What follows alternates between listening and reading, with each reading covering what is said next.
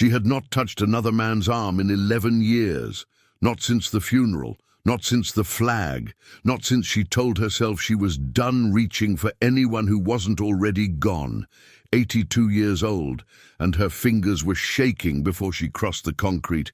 Everyone at those pumps had already decided what he was. The leather, the ink crawling up his forearm like something alive, the width of his shoulders blocking the last of the sunset. A warning, they thought. Something you cross the street for. She didn't cross the street.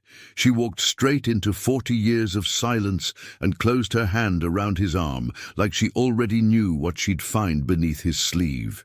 He went completely still. Then his face changed, and nobody at that gas station could explain what they had just watched happen. Irene Talbot had driven the same 4 miles of 6th Street for 61 years, and she still checked her mirrors like she was taking a test. The truck was her husband's old Ford, a faded blue F100 that coughed twice before it caught, and every Thursday morning she drove it past the shuttered motor courts and the neon-signed diners of Old Route 66 to buy exactly 1 bag of groceries and exactly 1 bundle of white carnations for the cemetery on Hope Road. The route never changed. Neither did she, or so she told herself, though her knees had started arguing with the porch steps and her hands sometimes trembled when she poured her coffee, a small private betrayal she mentioned to no one. She lived alone in the house on Fillmore Street that she and Emmett had bought in 1968, back when the paint was new and the elm out front was a stick a foot high. The elm was enormous now, its roots buckling the sidewalk, and the house had settled into the particular quiet of a place built for 2 people and now holding 1. Her granddaughter Casey called every Sunday evening at 7, always the same time, always asking the same question in a voice that tried too hard to sound casual. "Are you doing all right out there, Grandma? Do you need anything?" Irene always said she was fine. Mostly, she was. What she did not tell Casey, because there was no good way to say it, was that some mornings she woke reaching across the bed for a shoulder that had not been there in 11 years, and her hand found only the cool sheet, and she lay still until the ache passed. Grief, she had learned, was not a wave that receded. It was weather. Some days were clear. Some days you simply didn't go outside. Today was a clear day, or she had believed it would be, until she turned onto 6th Street and saw the motorcycles. There were perhaps 30 of them, angled in a long, gleaming row along the curb outside the old Conoco station, chrome catching the late afternoon sun so hard it looked like the machines themselves were on fire. Amarillo had been buzzing about this for 2 weeks, the annual Route Riders Run, when a caravan of motorcycle veterans rode 200 miles from Lubbock to Amarillo to lay a wreath at the Ozark Trail Monument downtown, the same ceremony they had performed every October for as long as Irene could remember hearing about it on the radio. She had never once gone to watch. She had never had a reason to. She had a reason today. The Ford's fuel gauge sat stubbornly on empty, and the only station between her house and the cemetery was the Conoco at 6th and Bell, presently occupied by what looked from a distance like every terrifying rumor she'd half absorbed over 60 years of local news. Men in leather vests, beards to their collarbones, ink up their necks and down their forearms, dense as newsprint. She idled at the intersection a full 30 seconds longer than the light required, gripping the wheel, telling herself this was foolish, that these were grown men filling their gas tanks and nothing more, that Emmett himself used to say a man's jacket told you nothing about the inside of him. She pulled in anyway, because the tank was empty, and pride was not going to get her to the cemetery. The station clerk, a heavy-set woman named Dottie Fenrick, who had worked the register there since Irene's hair was still brown, gave her a small, nervous wave through the glass, the kind of wave that said, "Stay close to the building, dear." A young sheriff's deputy stood near the ice machine, with his thumbs hooked in his belt, watching the bikers with the flat, unblinking attention of a man cataloguing potential trouble. Irene recognized him vaguely, Silas Meeker, she thought, the Hargis boy's friend, though she couldn't be certain. He looked 12 years old to her, and also entirely convinced he was the only adult on the property. Irene parked at the farthest pump from the motorcycles, which still put her closer to them than she would have liked, and got out slowly, her cardigan pulled tight against a wind that smelled of diesel and hot asphalt. She kept her eyes down, fed her card into the machine, and began pumping gas with the studied concentration of a woman who wanted very badly to be invisible. It was the sound that changed everything. A laugh, low and easy, from somewhere behind her, and beneath it the particular creak of old leather shifting against a motorcycle seat. She had heard that exact sound before. Not a similar sound. That sound, the specific timbre of it, worn leather settling under a man's weight, a sound she had not heard in 11 years, and had somehow, impossibly, carried whole in her body all this time. Her hand froze on the pump handle. She turned before she decided to turn. He was perhaps 6 feet from her, swinging one leg off a matte black motorcycle, his forearm bare beneath a rolled leather sleeve, and there, just above the wrist, where the tendons rose when he flexed his hand, was a tattoo she had seen every single day of her married life. An eagle, wings spread wide, gripping a wrench crossed over a length of chain, the ink gone slightly soft and blue-green with age on a much younger arm than the one she remembered, but unmistakably, precisely, impossibly the same mark. She had watched that eagle move under Emmett's skin for 43 years.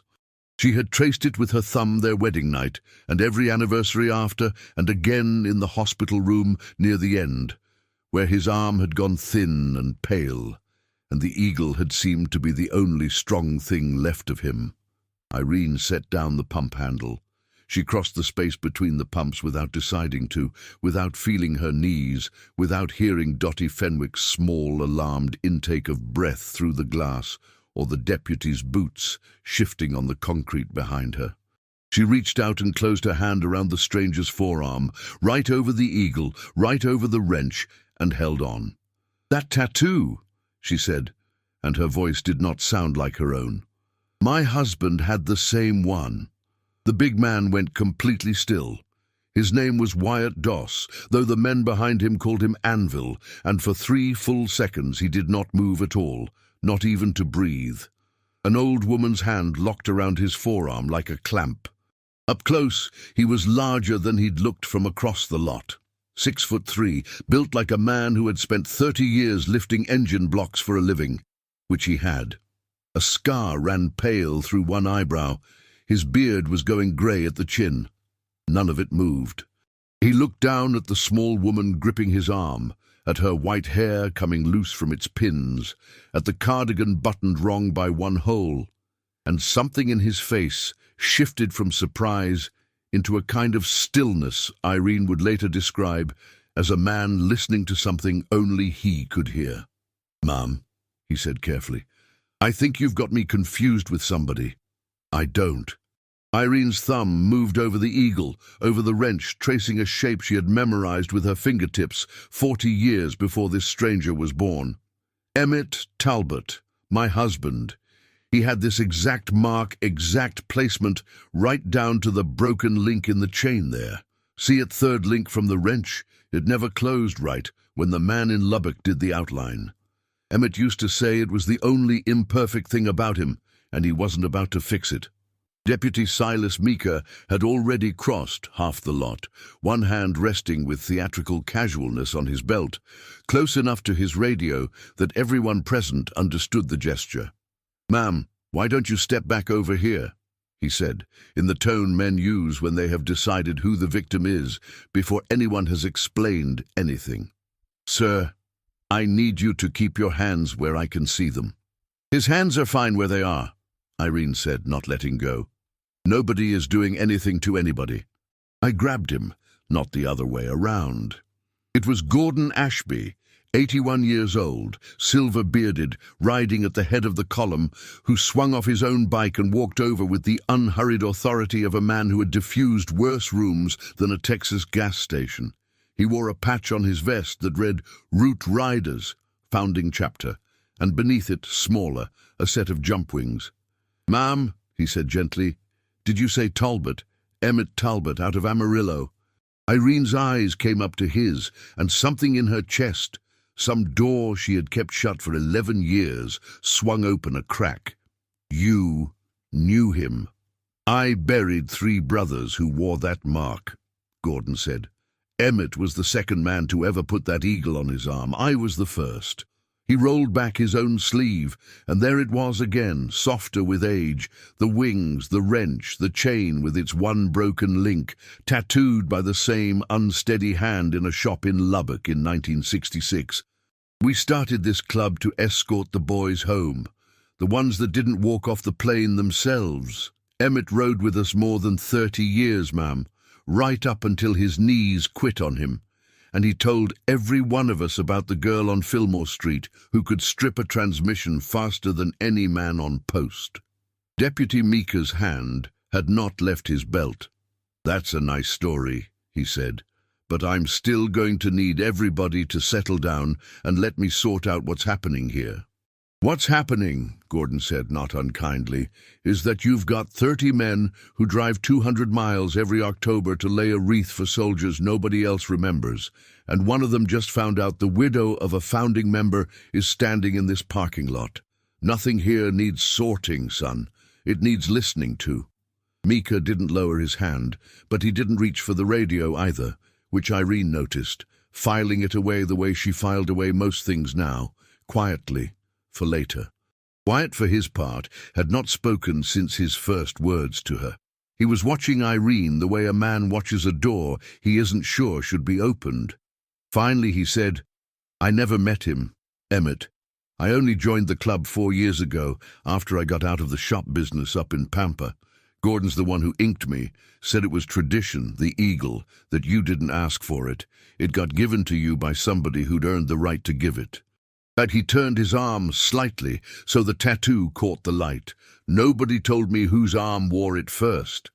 "He'd have liked you," Irene said, and was surprised to find she meant it, though she had known the man 90 seconds. "He never trusted anybody who talked too much. You've said maybe 40 words since I grabbed you." A ripple of laughter moved through the row of bikers who had drifted close enough to listen, and something in the group's posture eased, shoulders coming down half an inch, the particular relaxation of men who had braced for trouble and found instead an old woman with strong opinions. Dottie Fenwick, watching through the station glass with her phone still gripped in one hand, lowered it slowly to the counter. But not everyone eased. A woman in a blazer, clipboard tucked under one arm, had been standing near the ice machine the entire time, close enough to Meeker that Irene understood they'd arrived together. Pauline Ruskin, City Council, District 4. Irene recognized her from the letters to the editor she'd been writing for a month, each one a variation on the same complaint. Motorcycle gangs shutting down 6th Street, noise ordinances, property values.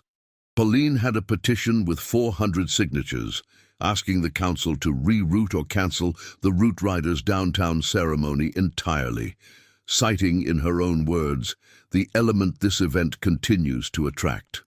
"This is exactly the kind of incident I've been talking about," Pauline said, already writing something on her clipboard. "An elderly woman, alone, surrounded by—" "Nobody surrounded me," Irene said, sharper than she'd spoken to anyone in years. "I walked over here on my own 2 legs and grabbed a man's arm because I recognized my husband's tattoo. If you want to write that down, write it down accurately." Pauline's pen stopped. She looked at Irene properly for the first time, taking in the good wool cardigan, the sharp blue eyes, the utter absence of fear in a woman 30 years her senior, standing among 30 bikers. Whatever she'd planned to say next, she didn't say it. Instead, she said more quietly, "The council votes Thursday on whether this year's ceremony can proceed downtown at all. I'd think about that if I were you, before you go making friends with them." She walked back toward her car without waiting for a response, and Mika followed a moment later, glancing back once at Wyatt with an expression that had not quite finished deciding what it was. Irene finally let go of Wyatt's arm. Her hand ached faintly from the grip she'd held. "I have coffee at my house," she heard herself say, "and I imagine you have questions about a man you never met but apparently owe your arm to. I'd like to tell you about him, if you've got the time." Wyatt looked at Gordon, who nodded once, and then back at Irene. "Yes, ma'am," he said, "I believe I do." Wyatt Doss stood in Irene Talbot's kitchen on Fillmore Street with his hands wrapped around a coffee mug that looked absurdly small against his knuckles, listening to a woman he'd known for exactly 90 minutes describe a man he'd never met with the precision of someone reading off an inventory list. Emmett Talbot, born 1941, Amarillo, Texas, enlisted 1963. Deployed 1965 to Santo Domingo with the 82nd Airborne during the intervention nobody remembered anymore, came home 11 months later thinner and quieter and with a habit of checking every room's exits before he sat down to eat. Married Irene in 1967. Worked 40 years at a machine shop on Amarillo Boulevard. Rode with the Route Riders from their founding in 1966 until his knees gave out in the late 90s, then kept the books for the club instead, because Gordon Ashby couldn't add a column of numbers without losing count twice. "He never talked about Santo Domingo," Wyatt said. "Not once in what you're telling me." "He talked about it exactly one time," Irene said. "Our wedding night. Told me the whole thing start to finish, every ugly piece, and said afterward that he was only ever going to say it once, and I was only ever going to hear it once, and if I had questions later, I'd have to live with not asking them." She set down her own cup. "I never asked. 43 years I never asked. I think that's why he told me at all, because I understood not asking was the gift." Wyatt nodded slowly. He had his own version of that silence. Every man in the club did. He didn't offer it. Instead, he asked the question that had been sitting under his tongue since the gas station. "Why'd you grab a total stranger's arm in a parking lot, though? You didn't know it was me, specific. Could have been anybody wearing that ink." Irene considered this with the same unhurried honesty she'd apparently brought to everything in her 82 years. "Because I spent 4 decades married to a man who taught me that the things worth trusting are usually wearing the wrong clothes for it. Emmett came home from that jungle, looking like he might tear a room apart, and half this town crossed the street from him too, back before people got used to him. I decided a long time ago I wasn't going to be the person who crossed the street. I just hadn't had the occasion to prove it in a while." She looked at him steadily. "You looked exactly like something Amarillo warned me about. So did he." It was the kind of thing Wyatt would turn over later, alone, on the 200-mile ride back to Lubbock. But he didn't have time to turn it over now because his phone buzzed twice, then a third time, and when he checked it, his jaw tightened in a way Irene recognized from watching Emmett receive bad news for 4 decades. "Club business," Wyatt said. "Gordon's asking everybody to meet at the VFW Hall tonight. That councilwoman from the gas station, Ruskin, she's fast-tracked an emergency session. Thursday's vote got moved up to tomorrow, 6:30. "Moved up," Irene repeated. "Why?" "Because somebody posted video from the station. Not the part where I stood still while you grabbed me. The part where 30 bikers are surrounding an elderly widow, according to the caption. It's got 11,000 views since this afternoon." He turned the phone so she could see the freeze frame, Irene's small figure engulfed by leather and chrome, the angle cutting Gordon and his gentle voice entirely out of frame, cutting Mika's hand on his belt entirely out of frame, cutting everything out except exactly what Pauline Ruskin needed it to show. "If the council pulls our parade permit tomorrow night, that's it. 12 years of this ceremony, done. We don't get another shot at the route through downtown." We reroute out past the interstate, past the monument, and the whole point of it, laying that wreath where people can actually see it, where kids walking home from school can actually see it. That's gone. Irene sat with that for a long moment, her hands flat on the kitchen table, on the same oak table where she and Emmett had eaten 10,000 dinners. She thought about the video, about how easy it had been to cut her out of her own story, to make her a prop in somebody else's argument. She thought about the eagle on Wyatt's arm and the broken third link in the chain, and Gordon Ashby saying he'd buried 3 brothers wearing that mark. "I could come to the meeting," she said. "Tell them what actually happened.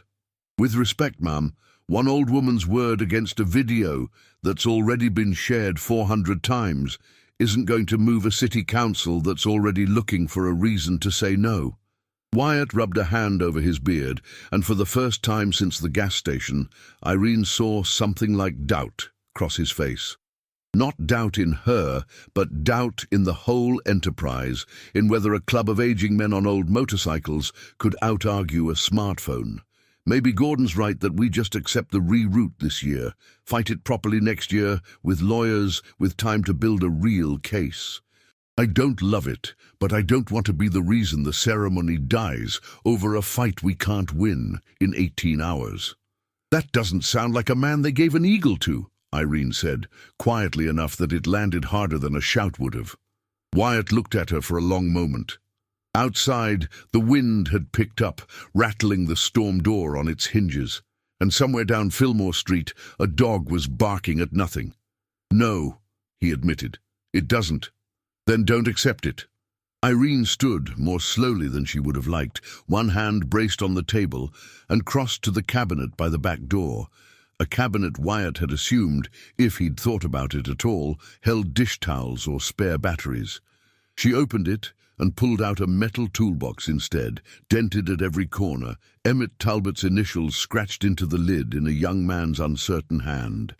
"I've got until 6:30 tomorrow to figure out how to make 30 men on old motorcycles impossible to reroute.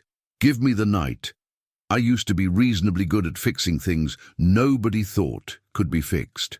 Wyatt looked at the toolbox, then at her, and something in his expression, skepticism maybe, or simple confusion about what a widow's dish towel cabinet had to do with a city council vote, settled instead into something closer to curiosity. "What exactly are you planning to fix?" "Their minds," Irene said, "and possibly your bike. Gordon mentioned it's been running rough since Childress. I could hear it misfiring from across the parking lot." For the first time since she'd grabbed his arm, Wyatt Doss laughed, a short, surprised bark of a sound.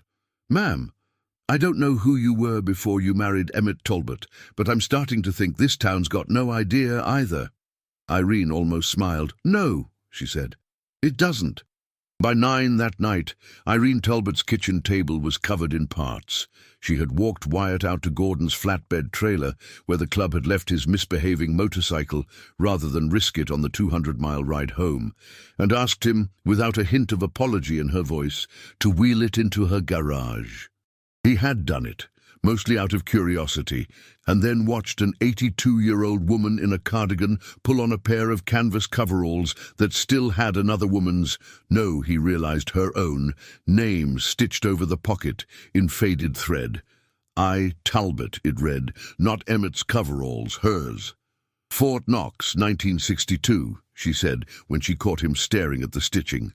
"Before I was anybody's wife, I was Private First Class Irene Kessler, Women's Army Corps, certified on wheeled vehicle maintenance, second in my class of 19. They didn't let us near combat vehicles, so they put us on the trucks and jeeps and generators nobody glamorous wanted to fix, and I fixed more of them faster than any man in that motor pool, because nobody was going to say a woman couldn't do the work if the work simply got done. I met Emmett at a base dance 18 months before he deployed. He thought I was a secretary until the night his jeep wouldn't start outside the mess hall and I had the distributor cap off before he finished offering to help." She popped the seat off Wyatt's motorcycle with the ease of long habit. I ran Talbot's garage on Amarillo Boulevard for 31 years after Emmett's knees gave out. Everybody in town thought Emmett did the wrenching and I did the books. It was the other way around the whole time.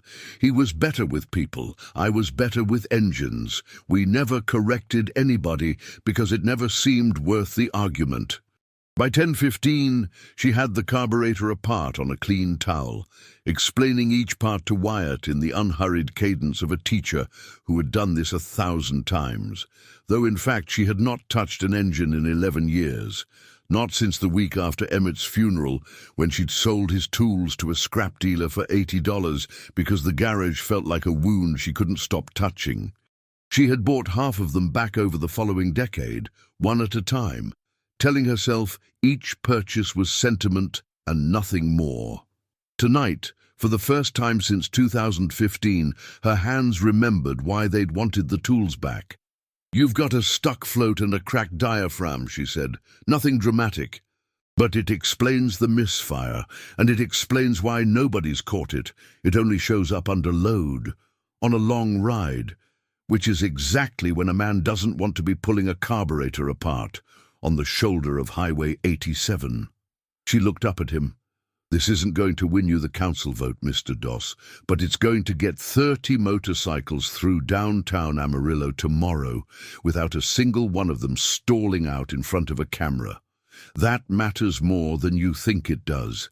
What actually won the vote, or came close enough to it, happened the following evening at the Potter County Courthouse Annex in a packed council chamber where Pauline Ruskin stood at the podium at 6:17 and clicked through a slideshow of grainy gas station footage, while the clock above the dais ticked toward the vote. Irene sat in the second row, cardigan buttoned correctly this time, with Casey beside her, having driven in from Lubbock the moment her grandmother called and said, without preamble, "I need you to hear something I've never told you."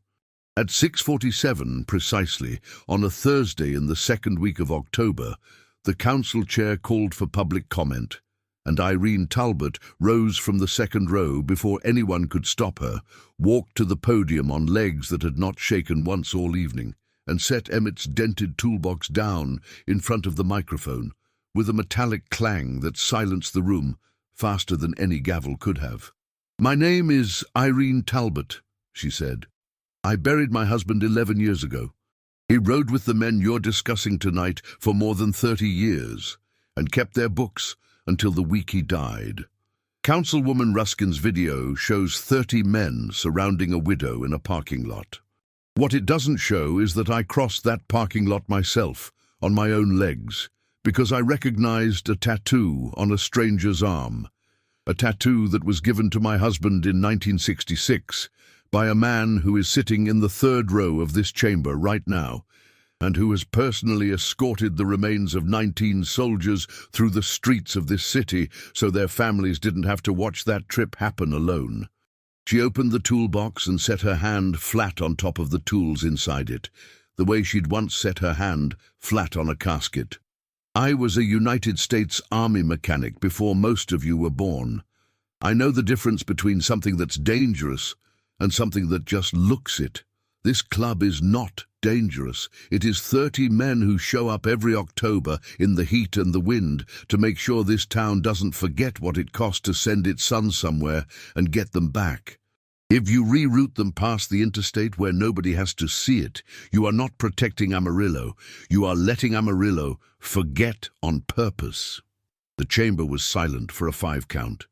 Then, from the back of the room, Deputy Silas Meeker, off-duty, out of uniform, standing where he'd been standing for 20 minutes without anyone noticing him come in, spoke without waiting to be called on.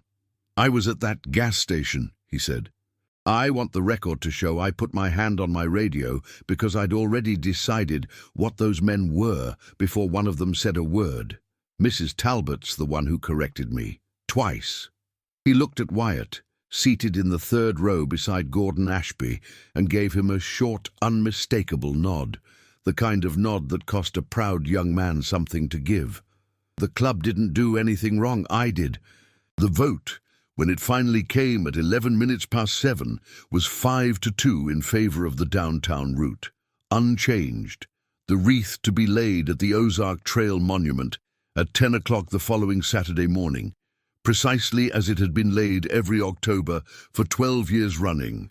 Pauline Ruskin gathered her papers without meeting anyone's eyes and left before the gavel finished falling. Gordon Ashby crossed the chamber, took Irene's hand in both of his, and said nothing at all for a long moment, which Irene understood, from 43 years of practice, was exactly the right amount to say.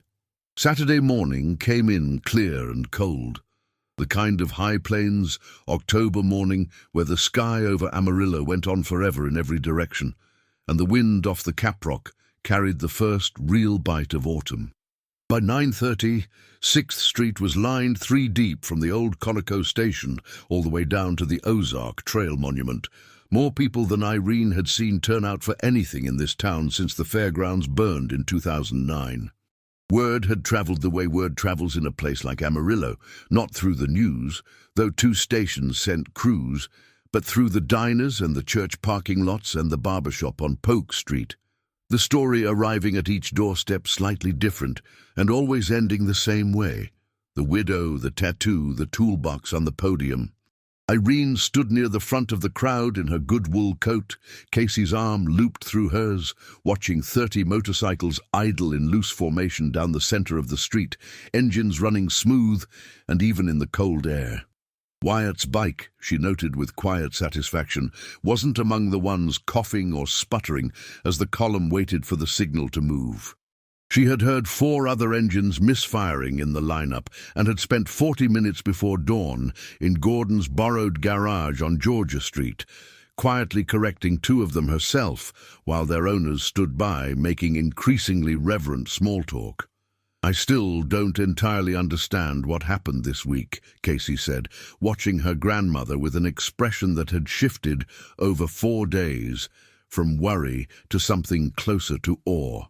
"You've never once mentioned any of this. The army. The garage. I thought Grandpa did all that. I thought you just kept his books straight and made sure the bills got paid on time." "Nobody asked," Irene said simply, "and I never saw the use in insisting on it. A woman my age learns that being underestimated is mostly just extra room to work in. You get used to the quiet, and then one day it's been 40 years and you've forgotten to correct anybody." She watched Wyatt walk his motorcycle up toward the head of the column, exchanging a few words with Gordon, the 2 of them laughing at something Irene couldn't hear over the engines. "It took a stranger's arm to remind me I hadn't actually decided to keep it a secret. I'd just stopped mentioning it. There's a difference, though I'll grant you it doesn't look like one from the outside." At 10 o'clock exactly, the column began to move, 30 engines rising together into a long, rolling thunder that rattled the windows of the storefronts on either side of 6th Street, and the crowd that had gathered, the same crowd that 4 days earlier had watched a video and decided within seconds exactly what these men were, began, almost without noticing itself doing it, to applaud. Not politely. Not the thin, scattered clapping of an obligation. Real applause, hands raised, a few whistles, an old man near the curb removing his hat and pressing it flat against his chest as the column passed. Deputy Meeker stood at the intersection of 6th and Georgia in his uniform, directing traffic that had mostly stopped needing direction, and as Wyatt's bike rolled past, he raised 2 fingers off the brim of his cap in a small, private salute that only Irene, watching from the curb, happened to see. They laid the wreath at the Ozark Trail Monument at 11 minutes past 10. Gordon Ashby reading 19 names from a worn index card in a voice that didn't shake until the 18th. And when it was finished, Wyatt walked back through the dispersing crowd and found Irene exactly where he'd expected her, near the old stone bench at the monument's edge. Casey, a few steps off, giving her grandmother room. "I looked up Santo Domingo last night," Wyatt said.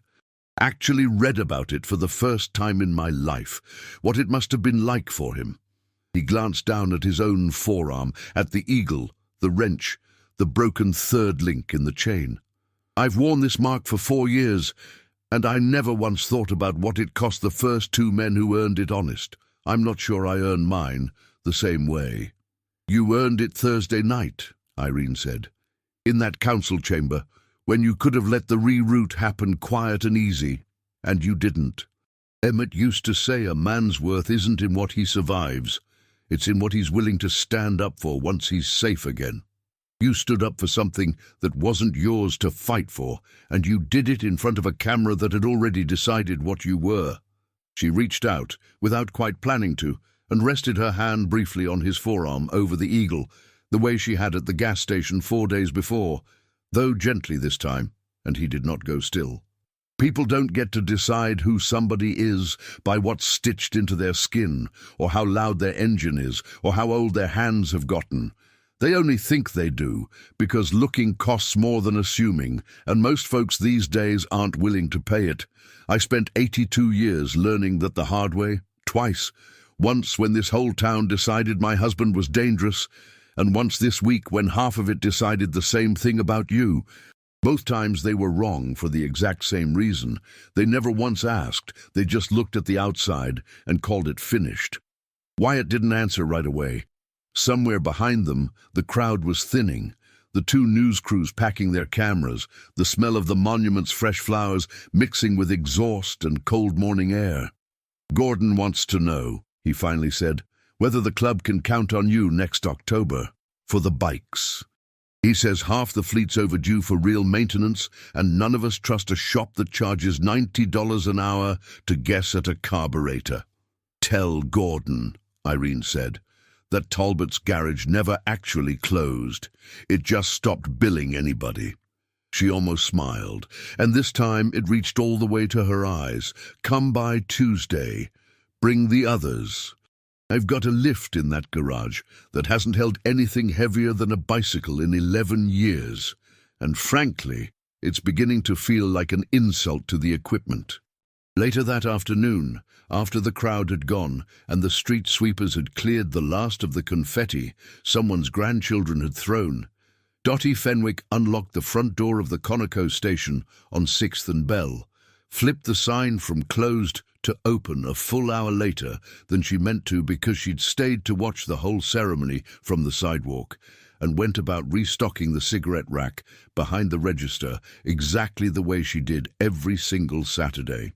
She hummed something tuneless under her breath, straightened a crooked row of lighters by the register, and glanced once through the front glass at the empty pumps outside. Finally, ordinarily, quiet.